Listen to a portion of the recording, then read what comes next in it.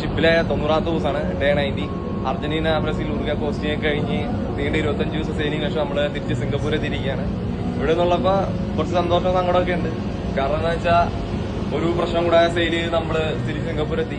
പിന്നെയുള്ളതെന്ന് വെച്ചാൽ നമ്മുടെ കൂട്ടത്തിലുള്ള കുറച്ചുപേർ അവരുടെ കോൺട്രാക്ട് ഒക്കെ കഴിഞ്ഞ് തിരിച്ചു പോയാണ്. ഷിപ്പിംഗ് പിന്നെ ഇങ്ങനെയാണ്, ഒരു സൈക്കിൾ പോലെ പോയിക്കൊണ്ടിരിക്കും. നമ്മുടെ ഒരു ദിവസം എന്റെ കോൺട്രാക്ട് കഴിഞ്ഞ് ഞാൻ പോകും. പിന്നെ അവിടെ പോണ മുമ്പ് അവരുടെ അടുത്ത് പറയുന്ന ഒരു കാര്യമുണ്ട്, ഭാഗ്യം ഉണ്ടെങ്കിൽ അടുത്ത ഷിപ്പിൽ കാണാമെന്ന് പറയും.